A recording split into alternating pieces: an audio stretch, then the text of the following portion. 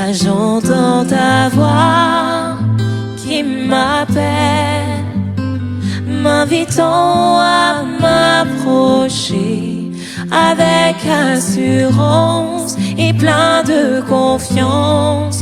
Je peux entrer dans ce lieu secret. Shalom bien-aimés dans le Seigneur, shalom chers téléspectateurs, vous tous qui êtes en train de nous suivre, que le Seigneur vous bénisse dans vos maisons. Ce matin encore, c'est un nouveau jour que le Seigneur nous a donné et nous lui sommes reconnaissants et nous les bénissons. Seigneur, merci pour cette nouvelle journée. Merci pour la vie que tu as donnée à mon frère. Merci pour la vie que tu as donnée à ma sœur. Merci de nous avoir renouvelé tes bontés. Et ce matin, nous sommes là pour te dire merci. Merci pour tes bontés qui ne cessent d'être nouvelles pour nous. Oh Dieu, cette journée encore, c'est le jour que tu as créé. Laisse qu'il soit pour nous un sujet de joie, pour mon frère, pour ma sœur, que cette journée soit bénie au nom de Jésus. Amen, amen, amen, amen amen dans vos maisons, amen chez vous. Et Dieu est bon, il est merveilleux, nous pouvons compter sur lui. Nous pouvons encore lui faire confiance. Il est vrai que la vie ne nous réserve pas que de roses. La vie nous réserve des situations désespérées. La vie nous réserve des situations compliquées. Mais quelle que soit la situation dans laquelle vous vous trouvez, quel que soit l'état dans lequel vous vous trouvez présentement, vous qui nous recevez, peu importe votre situation, peu importe votre condition, vous pouvez encore faire confiance au Seigneur. Vous pouvez lui renouveler votre confiance. Peut-être vous êtes en train de dire, mais c'est monsieur, qu'est-ce qu'il veut nous faire savoir? Qu'est-ce qu'il veut nous dire? Oui, je veux simplement vous dire que vous pouvez encore faire confiance au Seigneur. Je suis très rassuré que celui qui met sa confiance dans le Seigneur n'a jamais été déçu. N'a jamais été déçu. Oui, frère. Le Seigneur attend que tu lui fasses confiance. Nous sommes en train de parler de cette confiance que nous devons mettre dans le Seigneur à partir du livre de Ésaïe chapitre 40, le verset 27 et le verset 28. Le premier jour, nous avions dit que Dieu est en train de s'indigner du fait que son peuple ne lui fait pas confiance. Mais qu'est-ce qui fait voir que le peuple de Dieu ne lui fait pas confiance? C'est le langage que le peuple de Dieu a tenu. Et c'est le langage que nous tenons chaque jour. Nous avons vu que lorsque les choses ne sont pas telles que nous les attendons, nous nous lamentons, nous pleurons, nous nous décourageons, nous abandonnons, nous reculons, nous tournons le dos au Seigneur. Il est vrai que cela peut arriver. Mais quand cela arrive, ne te détourne pas de Dieu. Dieu s'attend à ce que lorsque les choses sont compliquées, que tu lui fasses encore confiance. J'aimerais encourager ceux qui nous suivent à faire confiance au Seigneur. Vraiment, vous pouvez faire confiance au Seigneur parce que quand il parle avec son peuple, il dit « Pourquoi penses-tu que ton droit passe inaperçu devant moi?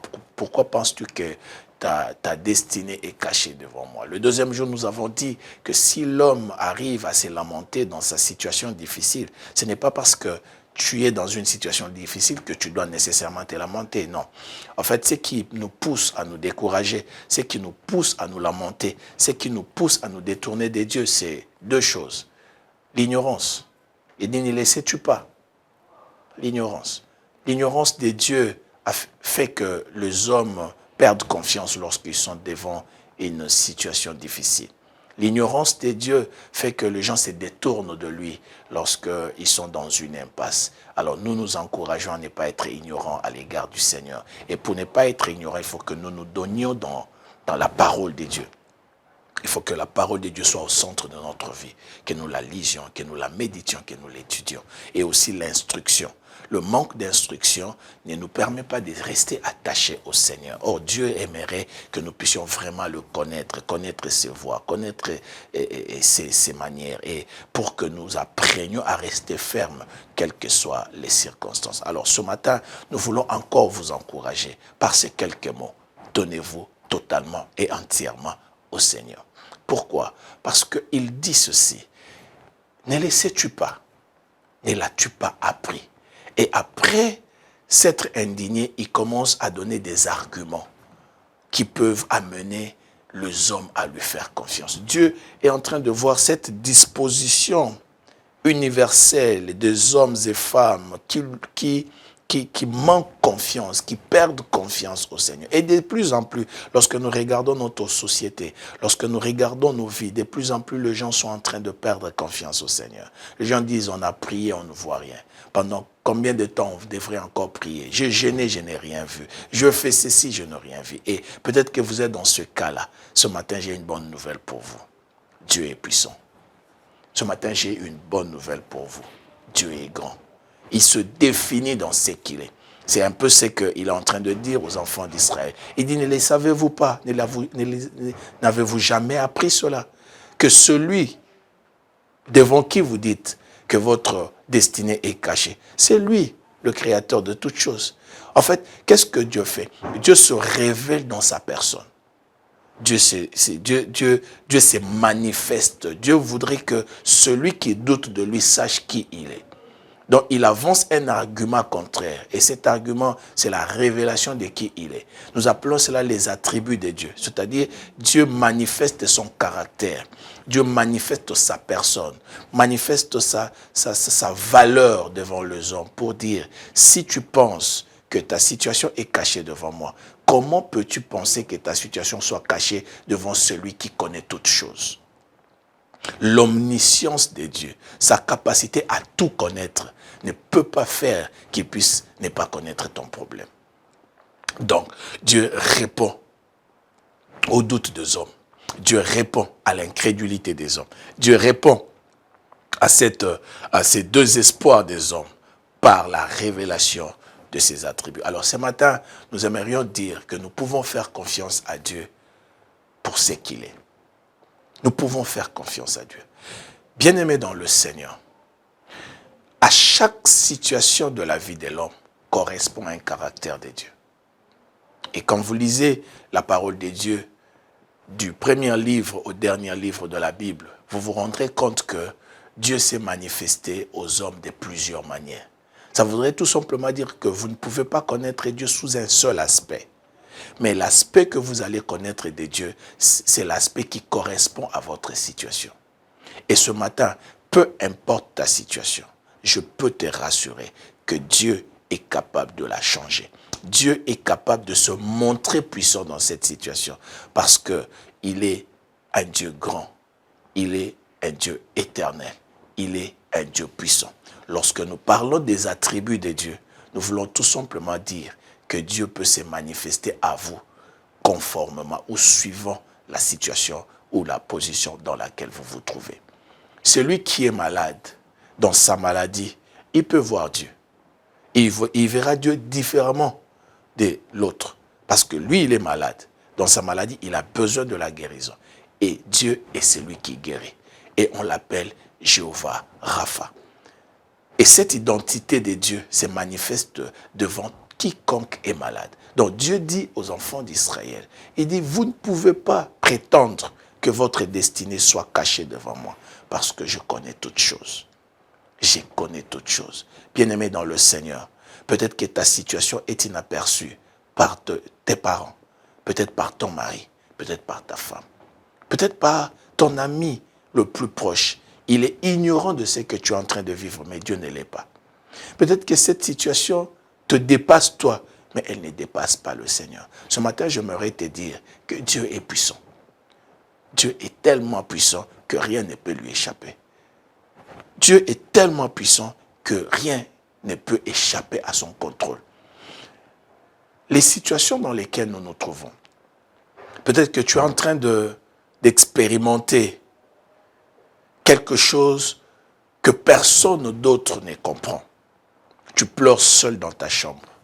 Tu ne veux même pas que les gens sachent que tu pleures. Quand tu sors, tu as bonne mine. Mais en réalité, il y a quelque chose qui ronge ton cœur. Personne ne le sait. Si personne ne le sait sur la terre, le Dieu qui est omniscient, il connaît toutes choses. Le Dieu qui est omniprésent, il voit toutes choses. J'aimerais te dire, tu n'es pas seul. Le Seigneur est avec toi. Tu n'es pas seul, le Seigneur te voit. Ceux qui étaient en train de dire que Dieu ne nous voit pas, Dieu nous a abandonnés. Notre situation Il ne s'en occupe même pas. Ça passe inaperçu. Mon frère, ma soeur, ne le dis pas. Ne dis pas ça. Je vous en supplie. Quelle que soit la situation, ne dites jamais que le Seigneur vous a abandonné. Il n'abandonne pas ses enfants. Il n'abandonne pas ceux qui espèrent en lui. Il a dit à Moïse, dans Exode, j'ai vu l'affliction de mon peuple. Quand le peuple était dans l'affliction, il croyait que Dieu n'était pas là, mais Dieu voyait. Et dans ta situation, Dieu te voit. Dans ton problème, Dieu te voit. Ce matin, Dieu m'envoie te dire qu'il te voit. Il voit ta situation, il voit l'ampleur de ta situation, il voit même les efforts que tu fournis pour que cette situation change. Il voit tout ça. Et dans tout cela, il a une solution pour toi. Fais-lui confiance. Faire confiance à Dieu voudrait tout simplement dire lui laisser le contrôle de votre vie. Lui laisser le contrôle de cette situation-là. Ne vous débattez pas pour trouver des solutions. Ne vous débattez pas pour chercher de réponses. Tournez-vous vers le Seigneur. Dites-lui, je te fais confiance. Je compte sur toi. Je veux que tu interviennes dans cette situation. Et je suis très rassuré que tu verras l'intervention de Dieu. Je te rassure ce matin, tourne-toi vers le Seigneur. Peu importe la profondeur de ce problème, peu importe la profondeur de cette situation, peu importe les fardeaux qui pèsent sur tes épaules, ce matin, le Seigneur est capable de te soulager. Non seulement de te soulager, mais de te donner la paix dans ton cœur, la paix dans ta pensée, la paix dans ton âme. Je viens annoncer à quelqu'un ce matin, fais confiance au Seigneur et le Seigneur est capable de changer les circonstances et la situation de ta vie. Si tu le crois, tu vas prier avec moi. Tu vas dire, Seigneur, ton serviteur nous a dit que tu as une caractéristique, que tu as une identité. Tu peux te manifester dans ma situation conformément à mon besoin. Je veux le vivre. Si c'est là le souci de ton cœur et tu le veux vraiment du fond de ton cœur, nous allons prier avec toi. Seigneur, je viens devant toi avec mon frère. Je viens devant toi avec ma sœur.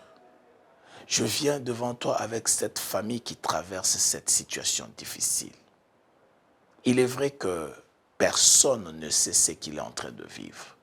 Mais toi, tu le sais parce que tu es le Dieu Tout-Puissant.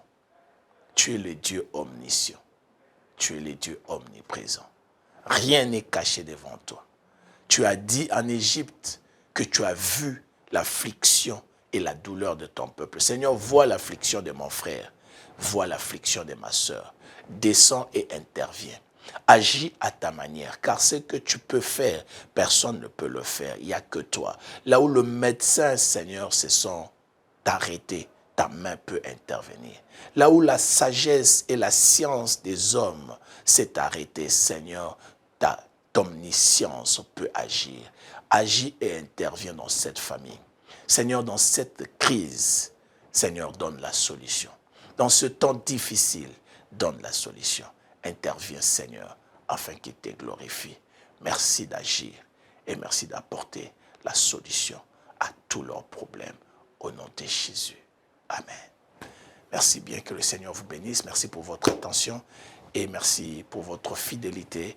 Merci, que le Seigneur vous donne une bonne journée, une journée bénie et une journée glorieuse. C'était votre serviteur et pasteur Gauthier Kachila. Que le Seigneur se souvienne de vous. Merci. Là j'entends ta voix qui m'appelle, m'invitant à m'approcher avec assurance et plein de confiance. Je peux entrer dans ce lieu secret